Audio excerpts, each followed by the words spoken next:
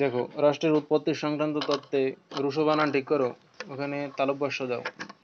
রুশোর অভিমত ব্যক্ত করো। 1 নম্বরে আমাদের ইয়েতে কি লিখেছে দেখো, রাষ্ট্রের উৎপত্তি সংক্রান্ত তত্ত্বে রুশো বানান ঠিক করো পরেরটা। রুশোর অভিমত ব্যক্ত হয় সাধারণত কত সাল? 1762 সালে প্রকাশিত সোশ্যাল কন্ট্যাক্ট সিএনটিআর সিটি, তাই তো? কন্ট্রাক্ট নামক অনুকরণীয় গ্রন্থে, মানে সোশ্যাল কন্ট্রাক্ট নামক গ্রন্থে আর কি। তার মতে আমরা কিন্তু পড়ছি এটা সোশ্যাল কন্ট্রাক্ট থিওরি, হ্যাঁ, রাষ্ট্রের উৎপত্তি সংক্রান্ত। তো আর এই রুশো কি করেছে, তার বইয়ের নামই রেখে দিয়েছে সোশ্যাল কন্ট্রাক্ট, মানে সামাজিক চুক্তি। তার মতে আদিম মানুষ প্রকৃতির রাজ্যে বাস করত। প্রাকৃতিক অবস্থায়, এই দেখো প্রাকৃতিক যে অবস্থা আছে আর প্রকৃতির রাজ্য, তিনজনের, হবস, লক, রুশো তিনজনের থিওরিতেই কিন্তু রয়েছে, হ্যাঁ। প্রাকৃতিক অবস্থায় মানুষের জীবন ছিল সহজ, সরল ও অনাড়ম্বর। তো আর হবসেরটা কিন্তু খুব বাজে ছিল, লকেটটা সাধারণভাবে ছিল, আর রুশোরটা দেখো খুব সুন্দর আছে, সহজ, সরল এবং অনাড়ম্বর। ওই ওই তিনটে হাইলাইট করে দাও,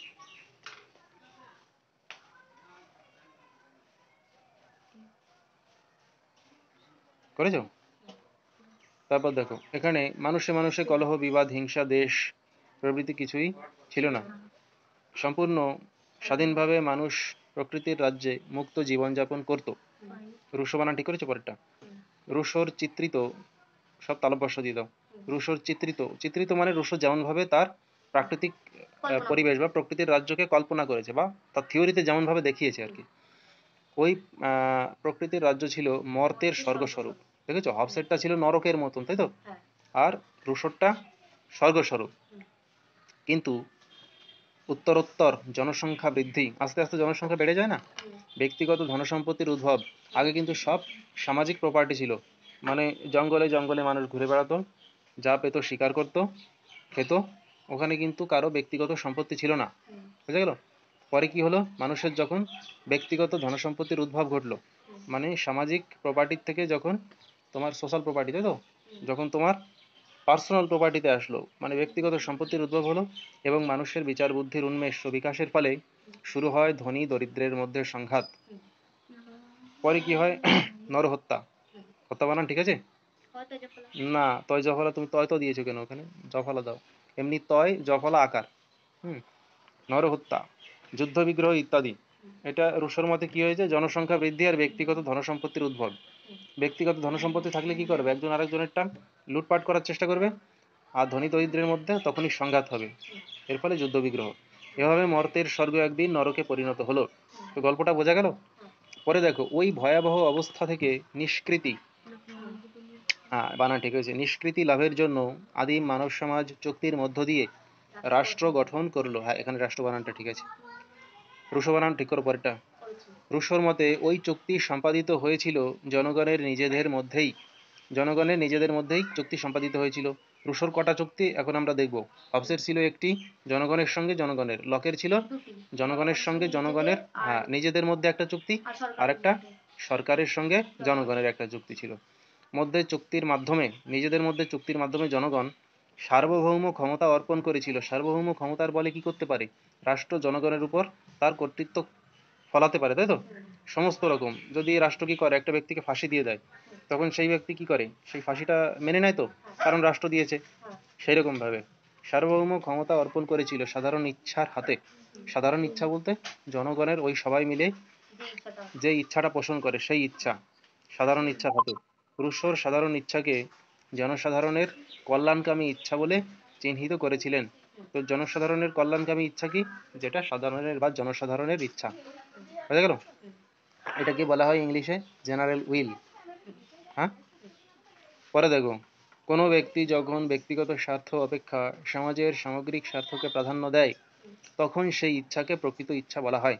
তো আগে ছোট কোয়েশ্চেনে আসতো, ছোট প্রশ্নে, যে তোমার প্রকৃত ইচ্ছা কাকে বলে, যখন কি করে কোনো ব্যক্তি ব্যক্তিগত স্বার্থ অপেক্ষা সমাজের সামগ্রিক স্বার্থকে প্রাধান্য দেয়, মানে উপরে দেখে, তখন সেই ইচ্ছাই হলো প্রকৃত ইচ্ছা, বুঝা গেল?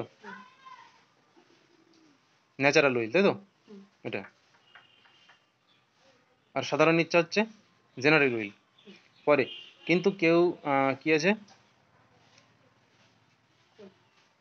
কিন্তু কেউ সামগ্রিক স্বার্থের পরিবর্তে না, কিন্তু কেউ সমাজের সামগ্রিক স্বার্থের পরিবর্তে কেবল নিজের স্বার্থকে প্রাধান্য দিলে সে অপ্রকৃত ইচ্ছার দ্বারা পরিচালিত হচ্ছে বলে ধরে নেওয়া হয়।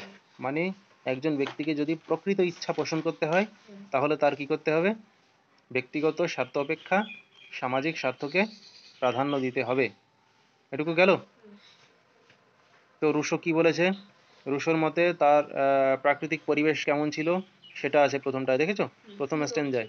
আর তার বই সম্পর্কে আছে। আর তার মতে প্রাকৃতিক অবস্থায় মর্ত ছিল কিরকম, মানে পৃথিবী মর্তের স্বর্গস্বরূপ ছিল, মানে প্রকৃতির রাজ্য। আর উত্তরোত্তর জনসংখ্যা বৃদ্ধি হয়, তার ফলে কি হয়? ব্যক্তিগত ধনসম্পত্তির উদ্ভব হচ্ছে, মানুষের বিচার বুদ্ধির উন্মেষ হচ্ছে, এর ফলে ধনী দরিদ্রের মধ্যে সংঘাত হচ্ছে, নরহত্যা, যুদ্ধবিগ্রহ। এই ভয়াবহ অবস্থা থেকে যে নিষ্কৃতি লাভ বা মুক্তি লাভের আশায় বা উদ্দেশ্যে মানুষ কি করে? সামাজিক চুক্তির মাধ্যমে একটি রাষ্ট্র গঠন করলো। রুশোর মধ্যে ওই চুক্তি সম্পাদিত হয়েছিল কিসের মধ্যে? জনগণের নিজেদের ইচ্ছার উপর ভিত্তি করে, তাই তো?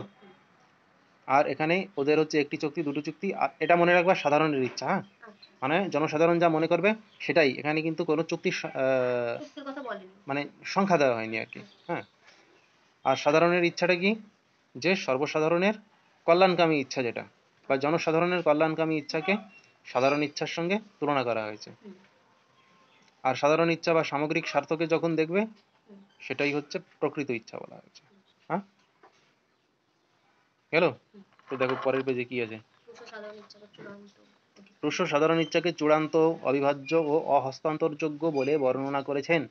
তার মতে সাধারণ ইচ্ছা যেহেতু প্রকৃতিগতভাবে অভ্রান্ত, মানে যেটা ভুল নয়, তাই তো, সঠিক, সেহেতু কেউ তার বিরোধিতা করলে তাকে বলপূর্বক তা মেনে নিতে বাধ্য করা হবে। এভাবে রুশো, রুশো বানানগুলো ঠিক করেছে সব?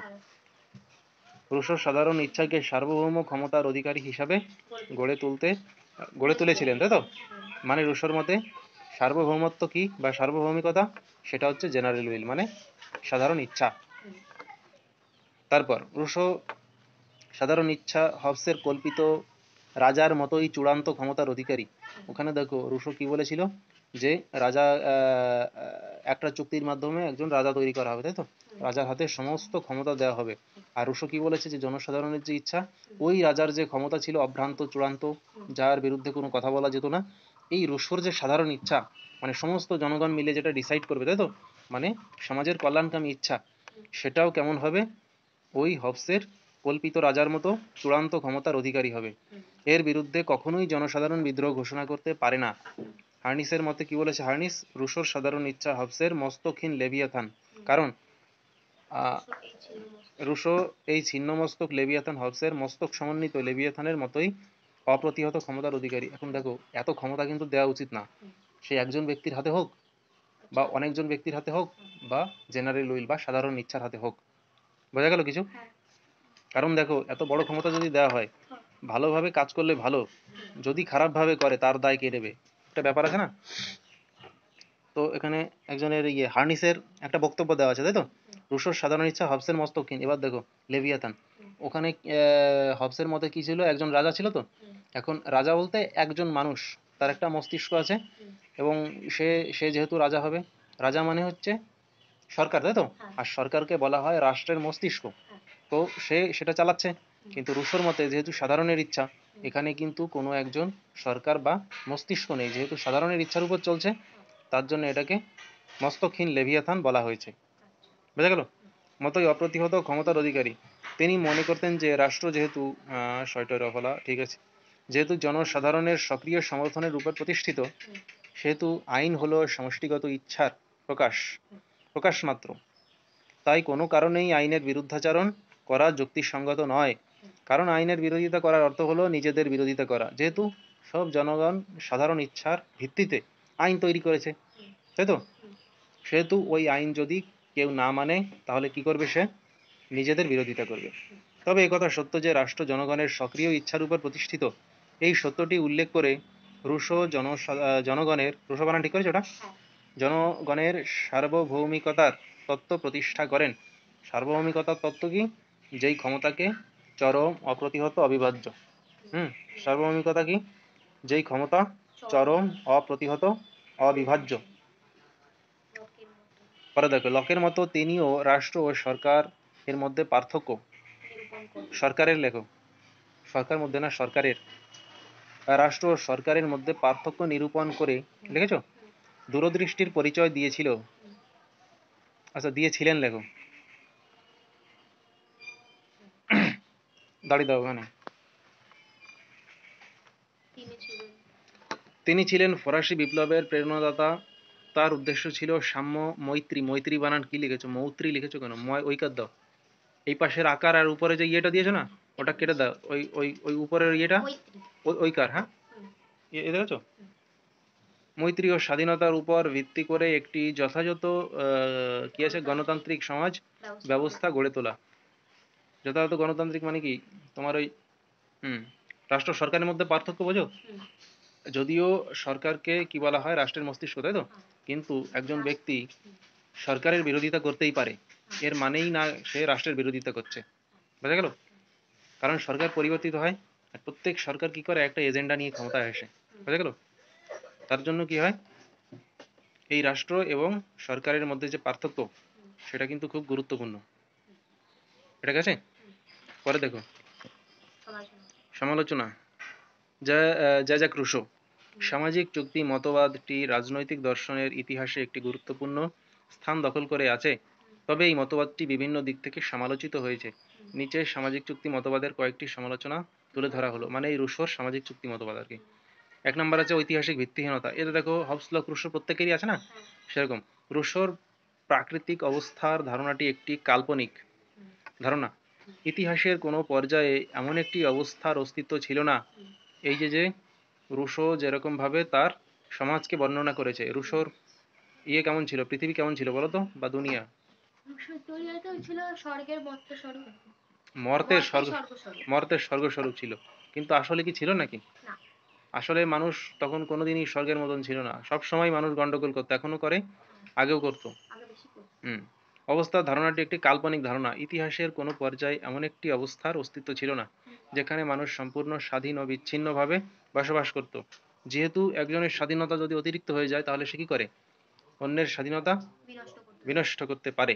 সেহেতু, যেহেতু কোনো ইয়ে ছিল না, মানে কি বলে, তাদের আইন ছিল না, তাদের আটকানোর কোনো ব্যবস্থা ছিল না, সেহেতু তারা ওটা অবশ্যই করতো, তাই তো।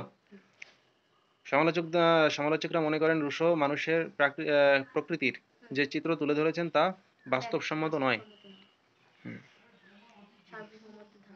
পরেরটা আছে সার্বভৌমত্বের ধারণা, তাই তো, ভৌমত্বের ধারণা, রুশো সাধারণ ইচ্ছাকে সার্বভৌম, হ্যাঁ, সার্বভৌম হিসাবে ঘোষণা করেছেন। সমালোচকদের মতে, আচ্ছা মতে এটা কমা দাও ওখানে, বুঝেছো, এই ধারণাটি স্বৈরাচারী শাসনের দিকে পরিচালিত করতে পারে। এই যে আগে যেটা বললাম, হ্যাঁ, সার্বভৌমত্বের ধারণাটি, সেটা কি করতে পারে, সার্বভৌমত্ব চরম ক্ষমতা তো একটা, এই ক্ষমতা বলে রাষ্ট্র যা কিছু করতে পারে। এবার ওই তোমার ওই কি কি কি বললাম, হবসের রাজা যে, তাই তো, সে হচ্ছে একজন ব্যক্তি বা ব্যক্তি সংসদ। এখন তার হাতে যেরকম চরম ক্ষমতা আছে, এই সাধারণের ইচ্ছা, এর হাতেও কিন্তু চরম ক্ষমতা আছে, বোঝা গেল। তো একটা কাজ সে যদি করে, আর এই রুশোর যে সার্বভৌমিকতার যে ধারণা, এই হিসাবে যদি সাধারণের ইচ্ছাও যদি একই কাজ করে, তাহলে কি হবে, দুটোই তো খারাপ কাজ। তো কাউকে এত ক্ষমতা দেওয়া যাবে না যে পরে সেটা খারাপ কাজে ব্যবহার করতে পারে, বোঝা গেল, পরিচালিত করতে পারে। সেখানে সংখ্যাগরিষ্ঠের ইচ্ছাই সংখ্যালঘুদের উপর চাপিয়ে দেওয়া হয়। রুশোর মতে কোনো ব্যক্তি যদি সাধারণ ইচ্ছার বিরোধিতা করে, তাহলে তার উপর জোর করে সাধারণের ইচ্ছা চাপিয়ে দিতে পারে। তাই কি এই ধারণাটি ব্যক্তি স্বাধীনতার পরিপন্থী, মানে ব্যক্তি স্বাধীনতার উল্টো দিকে কাজ করবে এটা, তাই তো, মানে বিপরীত। 3 নাম্বার কি বলেছে দেখো, ব্যক্তির স্বাধীনতা, রুশোর সামাজিক চুক্তি, পরে রুশো বানানটি করেছো, করে দেওয়া কিন্তু সব, চুক্তি মতবাদে ব্যক্তির স্বাধীনতাকে সাধারণ ইচ্ছার অধীনে করে দেওয়া হয়েছে। সমালোচকরা মনে করতেন, তাই তো, এটি ব্যক্তির মৌলিক অধিকার ও স্বাধীনতা লঙ্ঘন, বানান উময় ঘ লিখেছো, ওটা কি লিখেছো, ওই লিখলে হয়, হ্যাঁ, হয়েছে। এবার দেখো, ব্যক্তি স্বাধীনতা এমন একটা বিষয়, হুম, এটা হচ্ছে, এটাকে প্রোটেক্ট করার জন্য, মানুষের ব্যক্তির স্বাধীনতা দেওয়ার জন্য রাষ্ট্রকে কি করতে হয়, নিজের বিরুদ্ধে অনেক সময় নিজেকে দাঁড়াতে হয়। বোঝা গেল? কারণ ব্যক্তি স্বাধীনতা যে কোনো সরকার, যে কোনো রাষ্ট্র যে কোনো সময় জনগণের থেকে ছিনিয়ে নিতে পারে। তার জন্য কি করা হয়, কোর্টের হাতে সাংবিধানিকভাবে কিছু মৌলিক অধিকার এবং স্বাধীনতা তুলে দেওয়া হয়। কারণ সরকারের কি কি অংশ আছে বলো তো? শাসন, শাসনতান্ত্রিক ক্ষমতা, তারপর হচ্ছে আইন, আর হচ্ছে বিচার। আইন, শাসন আর বিচার, তাই তো? এগুলো হচ্ছে সরকারি ক্ষমতা। তো দেখো এবার, শাসন আর হচ্ছে আইন এরা অনেক সময় কি করতে পারে, এই যে জনগণের যে ব্যক্তি স্বাধীনতা আছে এর পরিপন্থী হিসাবে কাজ করতে পারে। তখন কি হয়, বেশিরভাগ ক্ষেত্রে আধুনিক যে রাষ্ট্রগুলো আছে এসবে যে বিচার বিভাগ থাকে তারা কি করে, এইগুলোকে প্রোটেক্ট করে। তো দেখা গেল যে কার্যত বলতে গেলে আমার এই কি বলে, সরকারকে ব্যক্তির স্বাধীনতা রক্ষার জন্য নিজের বিরুদ্ধে নিজেকে দাঁড়াতে হয় না। কারণ আমাদের যে কোর্ট আছে, হাইকোর্ট বলো, সুপ্রিম কোর্ট বলো, এগুলো তো সরকারের একটা অংশ। আর তোমার শাসন বিভাগের মধ্যে কে কে আছে? শাসন বিভাগে আছে রাষ্ট্রপতি, প্রধানমন্ত্রী, অন্যান্য মন্ত্রী। তারপর রাজ্যগুলোতে আছে সিএম আছে, হ্যাঁ, রাজ্যপাল থাকে সবার উপরে। তারপরে থাকে মুখ্যমন্ত্রী। তারপর অন্যান্য মন্ত্রী পরিষদ থাকে না, এগুলো। তো এই যে রুশোর যে সাধারণ ইচ্ছা ছিল আর তার অধীনে রাখা হয়েছে কি ব্যক্তি স্বাধীনতাকে, সেটা ছিল কিসের পরিপন্থী? ব্যক্তির স্বাধীনতার পরিপন্থী। তারপর গণতান্ত্রিক সীমাবদ্ধতা, রুশোর মতবাদে প্রত্যক্ষ ক্ষয় জফলা দাও দিয়েছো। গণতান্ত্রিক সীমাবদ্ধতা, তাই তো? মতবাদে প্রত্যক্ষ গণতন্ত্রের উপর জোর দেওয়া হয়েছে। প্রত্যক্ষ গণতন্ত্র চেনো? কিরকম বলো তো? হ্যাঁ, সবাই মিলে এক জায়গায় আসবে, এসে বসবে, তাদের মতামত জানাবে, তারপর সিদ্ধান্ত নেবে। এটা কোথায় কোথায় ছিল? সুইজারল্যান্ডের কয়েকটা স্টেটে ছিল, হ্যাঁ। আর ছিল প্রাচীন গ্রিসে, যে নগর রাষ্ট্র ছিল সেখানে। এখন ওইগুলো ছিল সিটি স্টেট, মানে ছোট ছোট নগর রাষ্ট্র। ওইগুলোতে হতো। ভারত, আমেরিকা, ফ্রান্স, এগুলোর মতন যে বড় বড় দেশ আছে, এইখানে গণতান্ত্রিক দেশ, এইখানে কিন্তু এই প্রত্যক্ষ গণতন্ত্র এটা এস্টাবলিশ করা সম্ভব না। এখানে কি আছে বলতো? প্রতিনিধিত্বমূলক গণতন্ত্র। কি আছে? মানে আমরা একজনকে ভোট দেব, সে গিয়ে আমাদের কাজ করে দেবে। বোঝা গেল? যেমন এমপি, এমএলএ, এদের ভোট দিয়ে পাঠাই, ওরা গিয়ে আমাদের, হ্যাঁ, যে আমাদের স্বার্থে যে কাজগুলো আছে ওরা করে দেয়। তো এখানে কি বলেছে, রুশো বলেছে প্রত্যক্ষ গণতন্ত্রের কথা, তাই তো? যেটা আদৌ এই বড় বড় রাষ্ট্রগুলোর পক্ষে সম্ভব না। দেখো কি বলেছে, যে আধুনিক বৃহৎ রাষ্ট্রগুলিতে বাস্তবায়ন করা কঠিন। রুশোর মতে, রুশো বানান ঠিক করো, আইন প্রণয়নের ক্ষমতা কেবলমাত্র জনগণের থাকবে, এবং সেই কারণে তিনি, মানে এখানে রুশো বলেছে জনগণের থাকবে, আর এখানে আমাদের ক্ষেত্রে আছে জনপ্রতিনিধিদের আছে, তাই তো? এবং এই কারণে তিনি আইনসভা বা সংসদের প্রয়োজনীয়তা অস্বীকার করেছেন। কিন্তু বর্তমানে যে আধুনিক বড় বড় যে রাষ্ট্রগুলো আছে, বৃহৎ রাষ্ট্র, সেগুলোতে সম্ভব নয়। সেগুলোতে আইন প্রণীত হয় তোমার কাদের দ্বারা? কেবল বললাম না, ওটা হয় হচ্ছে তোমার জনপ্রতিনিধিদের দ্বারা। আমরা যাদের ভোট দিয়ে পাঠাচ্ছি, হ্যাঁ। ছোট তোমার থেকে পঞ্চায়েতের যে সদস্য আছে না, ওরাও কিন্তু এক ধরনের জনপ্রতিনিধি। তারপর এমএলএ, রাজ্যের ক্ষেত্রে ওরা জনপ্রতিনিধি। এমপি, ওরা কেন্দ্রের ক্ষেত্রে। এই ধরনের যে লোকগুলো থাকে, তো ওখানে কি করে, জনপ্রতিনিধিদের দ্বারা আইন প্রণীত হয়।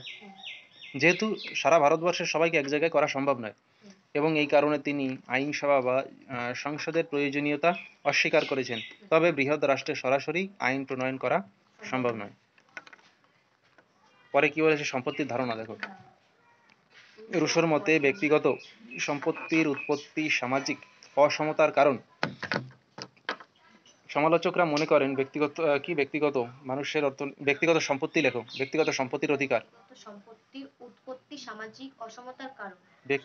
সম্পত্তির উৎপত্তি, ওটা লেখা আছে কোথায়? ও হ্যাঁ, ব্যক্তিগত সম্পত্তির উৎপত্তি সামাজিক অসমতার কারণ। হ্যাঁ, এবার ঠিক আছে। ব্যক্তিগত সম্পত্তি লেখো। ওখানে সম্পত্তিটা উড়ে গেছে ওখান থেকে। সময়পথ অত অসুবিধা তো। ব্যক্তিগত সম্পত্তি মানুষের অর্থনৈতিক উন্নয়নের কারণ। একটা ব্যাপার দেখো এখানে, এটা অনেক সময় অর্থনীতি বা রাষ্ট্রবিজ্ঞান দুটোতেই কাজে লাগে, হ্যাঁ। যে মানুষ, মনে করো দুটো কনসেপ্ট এখানে অনেক সময় ধরা হয়। তার মধ্যে একটা কি, যে অনেকের মতে যে মানুষের যদি কোনো রকম চিন্তা না থাকে, তার সমস্ত প্রয়োজন যদি রাষ্ট্র মেটায়, তাহলে কি হবে, মানুষের খাবার পরার কোনো রকম টেনশন থাকবে না, তাহলে তারা টেনশন ফ্রি ভাবে ভালো কাজ করবে, হয় না একটা। এরপর দেখো দ্বিতীয় আরেকজন কি বলা হয়, যে মানুষের খাবার পরার অন্যান্য যে প্রয়োজনীয়তা আছে সবকিছু চিন্তা আছে, তাই মানুষ কাজ করে।